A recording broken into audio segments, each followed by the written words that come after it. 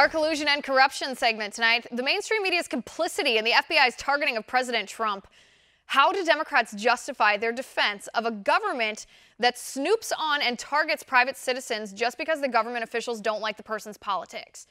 We learned in the memo released today by the House Intelligence Committee and declassified by President Trump that mainstream media outlets like Yahoo and Mother Jones were used by FBI source Christopher Steele to plant stories in hopes of boosting the credibility of the dossier in the eyes of the public.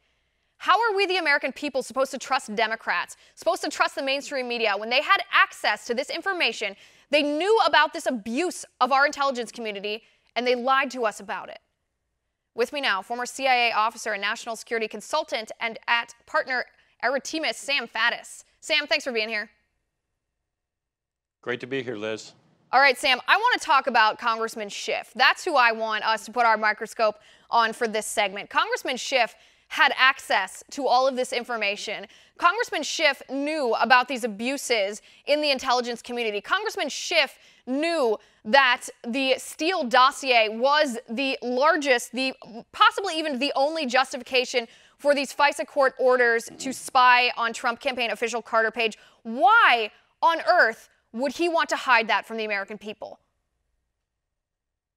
For purely political reasons. There is no other justification. And you have put your finger on the heart of the matter, because this calls into question all of our faith in our institutions. When you are willing to simply, for political purposes, do and say anything, apparently. And I guess that's my question. I mean, I'm sitting here almost deflated. I'm shocked that people who knew. I guess it's a little bit different for some of the mainstream media talking heads who didn't have the proof in front of them. They did not have access to the information contained in this memo. So yes, they were talking heads of the Democrats, but in their defense, I suppose, you know, they're more weak-willed than they are this corrupt. But are our elected officials truly this corrupt that they would hide this abuse to this extent from the American people just to push their own political agenda? Well, one would hope to God that this is not characteristic of all of them. But certainly in this case, at least this representative was that corrupt and that motivated by purely political purposes. I mean, when you look at the facts here, what was presented to the court and used to obtain this warrant, this is unprecedented. I have never seen a case like this in 30 years of an intelligence work. This doesn't happen. This was an egregious abuse of process, and anybody with any integrity would have to say that out loud. Right, yet we don't hear people from the Democratic Party, our elected officials, or even people from the mainstream media saying what should be so obvious, that this is horrific no matter what side of the aisle that you're on. Okay, you have been part of this process before, these FISA court warrants, the applications in order to obtain them. When we're talking about what we learned in the memo today, the fact that Department of Justice officials misrepresented that Steele dossier, they misrepresented Christopher Steele himself. They neglected to tell the judge that he was paid by Hillary Clinton, paid by the Democratic National Committee, that he was a source for the FBI, but the FBI fired him. All those types of things. Talk to me about what that means within the intelligence community, that you could lie, by omission perhaps, but still lie to get a warrant to spy on an American citizen. Is this rampant?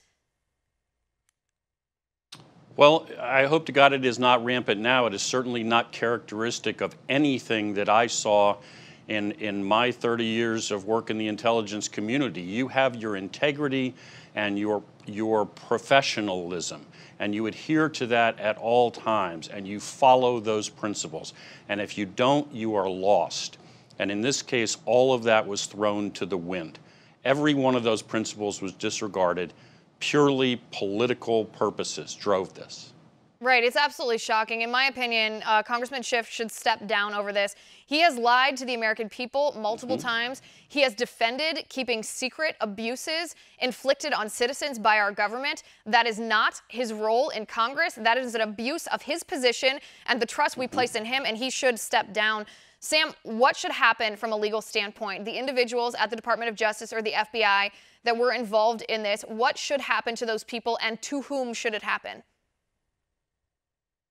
Well, there needs to be, we need to follow this to the ground, and we need to investigate this, and at a minimum, we need to remove a whole bunch of people from their positions, those that are still there.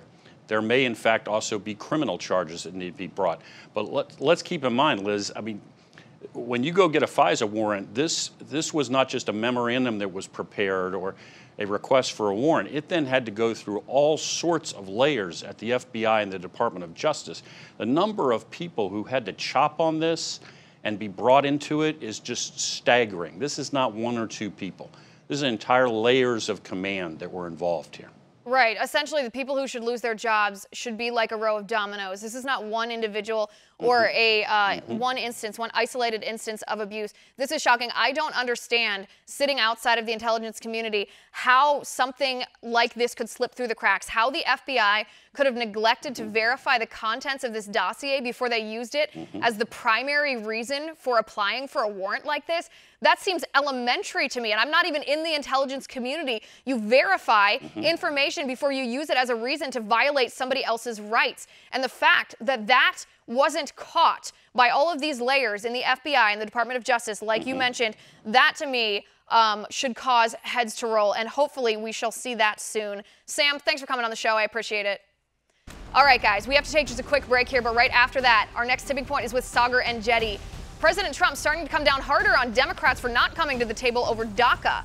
The president says the Democrats' strategy on DACA and border security is resist, blame, complain, and obstruct. Are the Democrats using Dreamers as a political pawn then? The answer next. Stick with us.